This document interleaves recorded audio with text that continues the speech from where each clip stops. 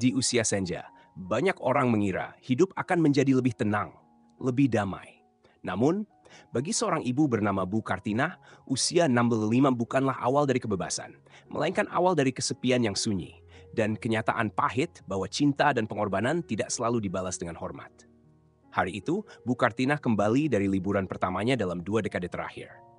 Dia dan beberapa sahabat lamanya yang dulu sama-sama bekerja sebagai perawat memutuskan untuk merayakan masa pensiun mereka dengan perjalanan ke Yogyakarta. 2 minggu yang penuh tawa dan nostalgia. Namun ketika beliau berdiri di depan pintu rumahnya sendiri, menyeret koper dan mencoba memasukkan kode pintu digital, sesuatu yang aneh terjadi. Kode itu tak lagi dikenali. 3 kali dicoba. Gagal. Lagi. Gagal. Peluh dingin mengalir di pelipisnya. Rumah itu yang telah ia dan almarhum suami bangun dengan susah payah selama puluhan tahun, tiba-tiba terasa asing. Seperti menolak kehadirannya. Seperti ingin berkata, ini bukan rumahmu lagi. Apa yang terjadi di balik pintu itu?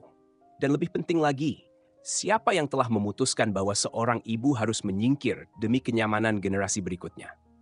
Mari kita telusuri kisah Bu Kartina, sebuah kisah yang barangkali terlalu akrab bagi banyak dari kita, tentang rumah, keluarga, harga diri, dan keputusan yang mengubah segalanya. Selamat datang di Cahaya Usia Tua. Rumah di Jalan Cendana nomor 12 itu bukan hanya bangunan. Bagi Bu Kartina, itu adalah saksi bisu dari seluruh hidupnya. Setiap jengkal lantai marmer, setiap retakan di dinding adalah hasil dari perjuangan bersama almarhum suaminya, Pak Rahim. Mereka membelinya tahun 1993 dengan uang hasil menabung bertahun-tahun dari gaji kecil sebagai pegawai negeri dan petugas medis. Kita enggak akan punya banyak tinah, kata Pak Rahim waktu itu sambil menandatangani surat pembelian. Tapi rumah ini bakal jadi tempat kita pulang sampai tua. Dan benar, selama bertahun-tahun rumah itu menjadi pelabuhan yang tenang. Tempat anak mereka, Dani, tumbuh besar. Tempat keluarga kecil mereka tertawa, menangis, dan saling menopang. Namun semuanya berubah setelah Pak Rahim meninggal dunia akibat stroke 10 tahun lalu. Sejak itu, Bu Kartina tinggal sendiri. Dani, satu-satunya anak mereka, sudah menikah dengan seorang perempuan bernama Lestari. Sejak awal, hubungan Bu Kartina dengan menantunya itu memang terasa kaku. Lestari bukan orang yang kasar, tapi juga bukan yang hangat. Setahun setelah menikah, Dani dan Lestari membawa berita. Mereka akan pindah kembali ke rumah Bu Kartina. Rumah kontrakan sempit, Bu, kata Dani waktu itu. Lagi pula, Lestari hamil. Kalau kita tinggal bareng, ibu enggak kesepian dan kami juga bisa saling bantu.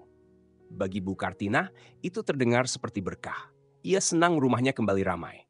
Ia bahkan berhenti menyewa asisten rumah tangga dan mengurus semuanya sendiri. Dari memasak, membersihkan rumah, hingga menjaga cucu yang lahir beberapa bulan kemudian. Namun perlahan, perasaan itu berubah. Bantuan yang dulu dianggap kebaikan hati, kini mulai dituntut seolah kewajiban. Segala hal dianggap tugas seorang nenek. Bahkan saat ia kelelahan, tak pernah ada ucapan terima kasih. Bu, cucunya nangis, tolong dong ditimang. Ibu, jangan masak yang pedas, Lestari nggak suka. Ibu kan di rumah aja, titip belanja sekalian ya. Ucapan-ucapan kecil itu yang awalnya terdengar biasa, lama-lama menusuk. Seolah-olah rumah itu bukan lagi miliknya, seolah dia cuma numpang. Dan hari ini, ketika kode pintu rumahnya sendiri tak bisa dibuka, Bu Kartina sadar sesuatu telah bergeser. Bukan hanya kode pintu yang diganti, tapi posisi dirinya, peran dirinya, dan mungkin haknya sebagai pemilik rumah itu pun tengah direnggut perlahan-lahan. Telepon genggamnya bergetar. Nama Dani muncul di layar. Halo Bu. Oh iya, maaf Lestari minta ganti kode pintu kemarin. Katanya udah lama nggak diganti, khawatir soal keamanan. Nanti aku kirim kode barunya ya. Suara Dani terdengar biasa, bahkan terlalu biasa. Bu Kartina menarik napas panjang. Hatinya terasa penuh, tapi matanya kering. Dia tidak menangis, tidak marah. Tapi di dalam dirinya ada sesuatu yang berubah, sesuatu yang sudah terlalu lama dipendam. Malam ini, dia akan buat keputusan, dan keputusan itu akan mengubah segalanya. Malam itu, Bu Kartina duduk di meja makan sendirian. Dani dan Lestari belum pulang. Rumah besar itu sunyi. Hanya terdengar detak jam dinding dan sesekali suara motor lewat di jalan depan. Di hadapannya, tergeletak sebuah buku catatan tua. Sampulnya sudah usang, tetapi halaman-halamannya penuh dengan angka dan coretan tangan Bu Kartina sendiri. Di sana tertulis semua pengeluaran, semua bantuan, semua yang pernah dia korbankan demi keluarga. Matanya menatap satu angka, 390 juta rupiah. Jumlah yang ia keluarkan untuk membelikan Dani rumah saat menikah. Dan kemudian, tanpa banyak tanya, Dani memilih meninggalkan rumah itu dan kembali menempati rumah ibunya. Apa rumah itu sekarang disewakan? Pikir Bu Kartina. Pertanyaan itu belum sempat ia tanyakan secara langsung, tapi hatinya sudah punya firasat. Dani dan Lestari bukan anak-anak bodoh. Mereka tahu rumah di daerah strategis seperti itu bisa menghasilkan belasan juta per bulan jika disewakan. Dan rumah Bu Kartina? Rumah itu besar, lengkap, nyaman. Bahkan ada ART yang datang seminggu 3 kali, yang sejak tinggal bersama pelan-pelan diberhentikan. Mereka tidak butuh aku, mereka hanya butuh ruanganku, dapurku, dan waktuku. Pagi harinya, ketika Dani dan Lestari akhirnya pulang, Bu Kartina sudah duduk di ruang tamu. Di atas meja ada sebuah map coklat dan 1 lembar kertas putih bersih. Lestari sempat kaget melihat ibunya sudah rapi sejak pagi. Bu, enggak istirahat dulu? Baru pulang kan kemarin? Saya ingin bicara, jawab Bu Kartina pendek. Dani langsung tahu ini bukan pembicaraan biasa. Wajah ibunya terlihat tenang, tapi sorot matanya tajam. Lestari menunduk, mencoba membaca suasana. Dalam 3 hari, saya ingin kalian kemas barang dan kembali ke rumah kalian. Rumah itu masih milik kalian kan? Lestari tercekat. Dani terdiam. Bu, ini kenapa tiba-tiba begini? Tidak ada yang tiba-tiba. Semua dimulai saat kode rumah saya diganti tanpa izin saya.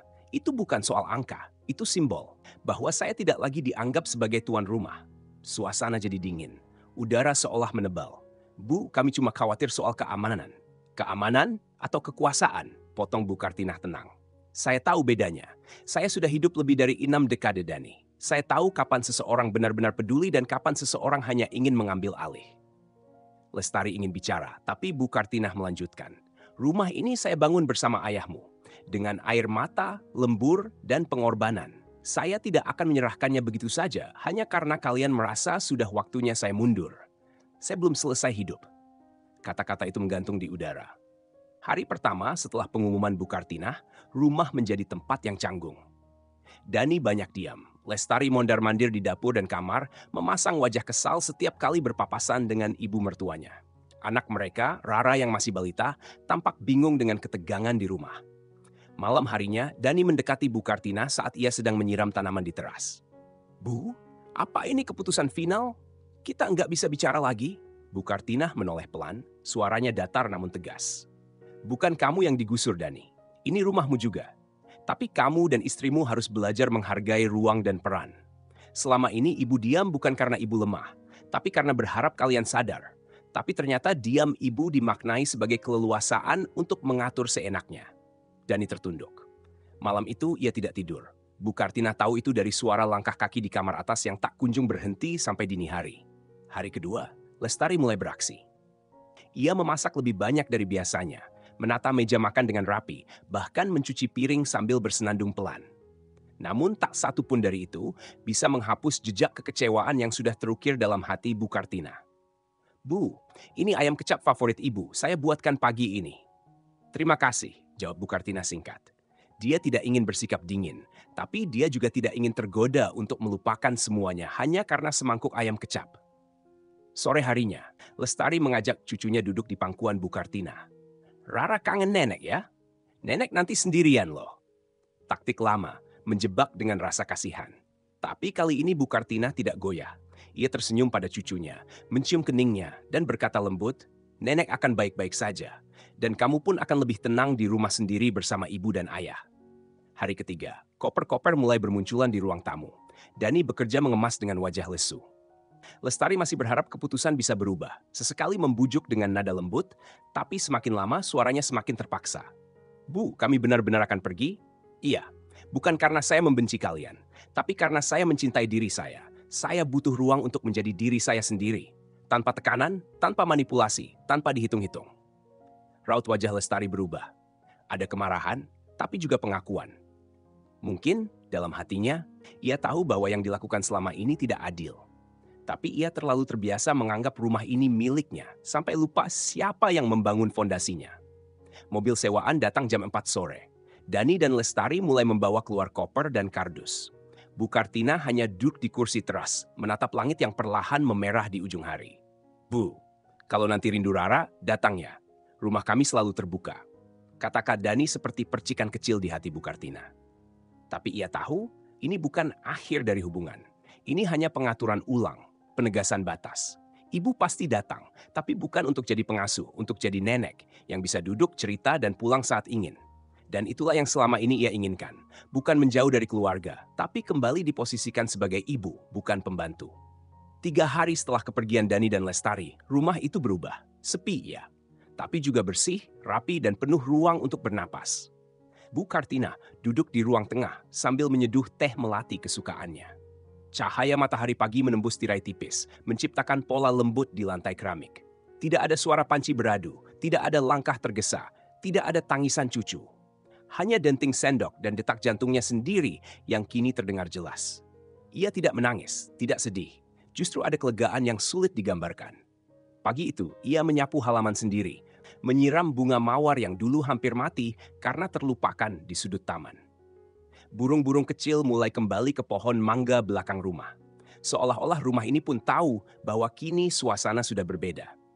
Ketika Mbak Sumi, mantan RT yang dulu rutin membantu seminggu 2 kali, datang dan melihat ruang tamu kosong, ia hanya tersenyum penuh arti. Alhamdulillah Bu, akhirnya rumah ini kembali jadi rumah ibu lagi. Rumah ini memang tidak pernah bukan rumahku Sumi. Jawab Bu Kartina sambil tertawa ringan. Aku hanya terlalu lama membiarkan orang lain merasa seperti pemilik. Hari-hari berikutnya, Bu Kartina mulai mengisi waktunya dengan cara yang selama ini hanya ada dalam angan. Ia mendaftar kelas 6 lansia di balai warga, mulai belajar merajut dari tutorial YouTube, bahkan bergabung di komunitas pengajian kecil yang digagas teman lamanya. Setiap sore, ia menyeduh teh, membaca buku, atau sekadar mendengarkan lantunan qasidah dari radio kecil peninggalan almarhum suami. Dan yang terpenting, ia tak lagi merasa perlu menjelaskan keputusannya kepada siapapun. 1 minggu setelah kepindahan Dani dan keluarganya, sebuah ketukan terdengar di pintu depan. Ketika Bu Kartinah membukanya, Dani berdiri di sana, sendirian. Tidak membawa koper, tidak membawa anak, tidak juga membawa permintaan maaf secara langsung. Hanya sebuah kantong plastik berisi buah pir dan semangkuk mie bakso panas dari warung langganan mereka dulu. Bu, saya cuma ingin lihat ibu baik-baik saja. Bu Kartinah tersenyum. Ia tahu ini cara Dani meminta maaf. Diam-diam, sederhana, tapi tulus. Masuk, teh melati baru saja diseduh. Mereka duduk di meja makan. Tanpa banyak kata, hanya ada suara sendok dan sedotan kecil dari teh panas. Dani tampak kikuk, seperti anak kecil yang sedang menunggu dimarahi. Kamu masih ingat waktu kecil kamu bilang ingin jadi arsitek? Karena katanya mau bangun rumah besar untuk ibu. Dani tersenyum miris. Iya Bu, tapi akhirnya malah numpang di rumah ibu.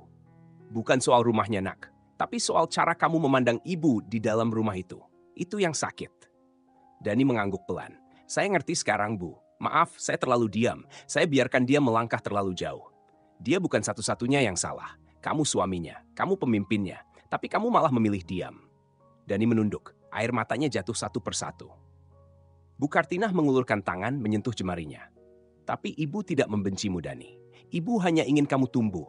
Sebagai pria, sebagai suami, sebagai anak. Mereka menghabiskan mie bakso dengan tenang. Makanannya biasa, tapi suasananya luar biasa. Tak ada kemewahan, tapi ada kejujuran yang selama ini hilang. Ketika Dani berpamitan, ia menatap ibunya dan berkata lirih, Bu, nanti, kalau Rara ulang tahun, datang ya. Kita ingin ibu tetap jadi bagian dari kami. Tapi kali ini, sebagai kamu kan tentukan bantu. Bu Kartinah mengangguk. Nen akan datang. Tapi bukan untuk mengurus, untuk hadir. Itu bedanya. Beberapa minggu setelah rumah kembali sunyi, Bu Kartinah mulai merasakan hal-hal yang tak pernah sempat ia sadari selama bertahun-tahun. Suara angin yang menari di sela tirai, aroma pagi dari taman kecil di halaman belakang, dan suara hati yang selama ini ia bungkam demi orang lain. Ia tidak lagi bangun karena tangisan cucu atau omelan kecil menantu. Ia bangun karena suara azan subuh dan semangat baru untuk menyambut hari. Setelah syalat, ia menyusun jadwal harian di buku kecil. Senam jam 8, belanja ke pasar tradisional, dan makan siang bersama kelompok lansia dari Airway. Kehidupan barunya perlahan membentuk ritme yang menenangkan. Yang paling menyenangkan bagi Bu Kartinah adalah saat-saat sendirian di teras belakang, menulis diari. Ia mencatat perasaannya, hal-hal kecil yang membuatnya tersenyum, dan kadang kenangan bersama almarhum Pak Rahim. Ia menulis bukan untuk dibaca orang, tapi untuk mengingat bahwa dirinya masih ada, masih berarti, dan masih punya hak atas kebahagiaan. Di pengajian rutin hari Jumat, ia mulai membuka diri. Menceritakan kisahnya, tanpa dendam, tanpa drama. Hanya sebagai pelajaran hidup. Kadang kita terlalu takut dibilang egois. Padahal menjaga harga diri di usia tua bukanlah keegoisan, ucapnya di depan teman-temannya. Ibu-ibu lain mengangguk pelan. Beberapa bahkan mulai menceritakan pengalaman serupa. Aku pun, Tina, kadang capek dipanggil hanya untuk jagain cucu. Tapi kalau nolak, langsung dibilang nggak sayang keluarga. Iya, seolah-olah kalau kita bilang tidak, maka kasih sayang kita dipertanyakan. Bu Kartina hanya tersenyum. Ia tahu perasaan itu begitu umum, tapi jarang diucapkan. Terlalu banyak ibu yang memilih diam. Tapi diam terlalu lama bisa membuat kita dilupakan, bahkan diusir dari kehidupan kita sendiri. Sore harinya, Bu Kartina mendapat telepon dari seorang teman lama, Bu Sulastri. Tina, kamu masih punya rencana ke Lombok? Aku dapat tiket promo, ayo kita jalan. Bu Kartina terdiam sebentar, lalu tertawa pelan. Kenapa tidak? Aku ingin melihat laut, ingin merasa muda lagi. Dan begitulah 2 minggu kemudian, Bu Kartina dan Bu Sulastri pergi ke Lombok. Mereka menikmati matahari, pasir putih, dan senyum-senyum dari orang-orang lokal yang ramah. Malam hari, di balkon penginapan, Bu Kartina menatap langit bertabur bintang dan berbisik dalam hati. Ternyata, hidup tidak berhenti setelah anak menikah, justru baru dimulai ketika kita memilih untuk hidup demi diri sendiri.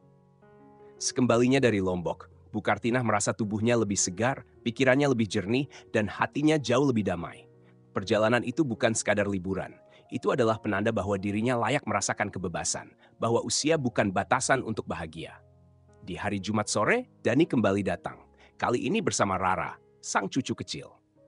Tanpa Lestari. Bu, kami enggak ingin ganggu. Cuma Rara kangen nenek, ujar Dani sambil tersenyum canggung. Bu Kartina menyambut mereka hangat. Ia menyuguhkan pisang goreng dan teh panas seperti dulu saat Dani kecil baru pulang sekolah. Suasana terasa hangat, akrab, dan jujur. Rara duduk di pangkuannya, menceritakan kegiatan TK dengan semangat polos. Saat senja tiba, Dani menghela napas panjang. Bu, aku ingin bilang makasih. Karena waktu itu ibu tegas. Karena justru dari situ, kami mulai belajar jadi keluarga beneran. Sekarang kami gantian jagain anak bagi tugas. Dan Lestari, dia mulai sadar juga. Bu Kartina tersenyum, lalu menatap wajah putranya dalam-dalam. Kamu tahu, Dani, dulu ibu selalu berpikir rumah ini harus diwariskan. Tapi sekarang ibu paham, rumah yang paling penting bukan bangunan, tapi martabat. Dan martabat itu tidak bisa diwariskan, hanya bisa dijaga. Dani mengangguk, tak berkata-kata, tapi air matanya cukup menjawab semuanya. Ketika malam tiba dan mereka pamit pulang, Bu Kartina berdiri lama di pintu. Ia memandangi bintang-bintang yang bergelantungan di langit gelap. Lalu masuk, menutup pintu perlahan, dan menggantungkan kunci rumah di tempat semula. Bukan hanya kunci rumah, tapi juga kunci hidupnya sendiri. Karena kini ia tahu pasti, rumah adalah tempat di mana seseorang dihargai. Dan selama ia bisa menjaga batas itu, maka rumah itu akan tetap menjadi miliknya. Tak sedikit orang tua yang terlalu lama menahan diri, berpikir bahwa diam adalah bentuk kasih sayang. Bahwa memberikan segalanya untuk anak-anak adalah tugas tak terbantah. Namun, pada akhirnya, ketika harga diri sendiri tak dijaga, semua pengorbanan bisa lenyap begitu saja, tertelan oleh keserakahan dan keegoisan. Bu Kartina telah menunjukkan satu hal penting. Ketegasan bukan bentuk kebencian. Menolak dimanfaatkan bukan berarti memutus cinta. Dan menjaga hak diri sendiri adalah bentuk tertinggi dari rasa hormat kepada kehidupan. Bagaimana denganmu? Jika kamu berada di posisi Bu Kartina, ketika kode rumahmu diganti tanpa izin, ketika anak dan menantu mulai memperlakukanmu seperti beban atau pelayan, apa yang akan kamu lakukan? Akankah kamu tetap diam demi menjaga harmoni? Atau akankah kamu berdiri menjaga harga diri dan mengatakan, cukup, ini hidupku? Silakan tinggalkan komentarmu di bawah. Kami ingin mendengar kisahmu, pendapatmu, dan langkah bijak yang mungkin bisa menginspirasi banyak orang lainnya. Jika kamu merasa cerita ini menyentuh, jangan lupa klik subscribe dan bagikan kepada mereka yang sedang menjalani usia tua dengan diam, agar mereka tahu mereka tidak sendirian. Sampai jumpa di kisah berikutnya, hanya di Cahaya Usia Tua.